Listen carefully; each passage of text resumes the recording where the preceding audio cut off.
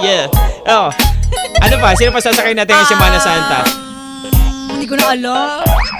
Yung nagninilay-nilay sa loob ng bus. Yes, Yo. sige. Yeah. Paano ba? Nagninilay-nilay on the bus, eh.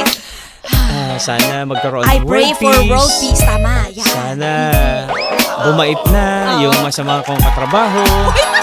Sana maging okay na yung mga hindi nagkakasundo. Ganun Diba? diba din i-pray nila? Tama.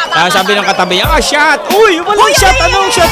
Nagdinilay-nilay. Maghuli ka sa may pamalo na. Oo, nagdinilay-nilay talaga. Eto na. Puksain na natin yan. 1, 2, 3. Puksaan sa agahan, kakaibang daldalan. Hindi mo mapipigilan, Joko Mia ang pangalan. Isabay sa umagahan, halina't pag-usapan. Sa radyo ay pakinggan. Ngayon mo malalaman ang tanong sa puksaan.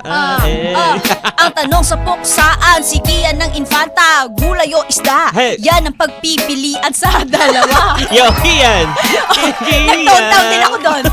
Ito na. Mamma Mia. Gulay o isda, tanong ni Kian ng Infanta. Mukhang mamimili siya para sa Semana Santa. But actually, okay naman isabay ang dalawang yan. Pero kung gusto mo isa lang, mag-isda na lang. Mahirap mang linisin, madali namang lutuin. Yung gulay masarap pero bitin na bitin. Kaya mag-iimbak lang din ng iyong makakain. Kian, isda na lang, sure na ikay bubusugin. Oh yeah. Alright. Yeah.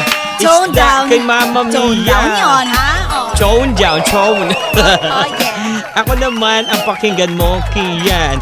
Gulay yung isda ngayong Semana Santa. Pinadala ni Kian galing ng Infanta. Gulay ang ihahain sa aming lamesa.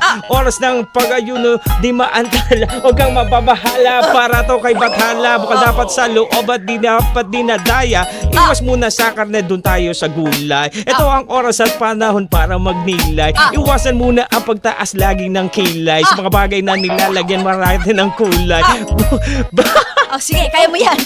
Bago ka magalit, pakinggan mo si nanay. Siya lagi ang tao, lagi mo nakaagapay sa mga pinagdadaanan lagi sa buhay. Kaya itong gulay ihain lagi kay nanay. Dahil ang gulay ay pampahaba ng buhay. Oh yeah, alright.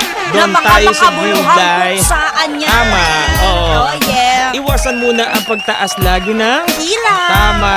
Para humaba ang buhay. Oras at panahon para mag Nilay.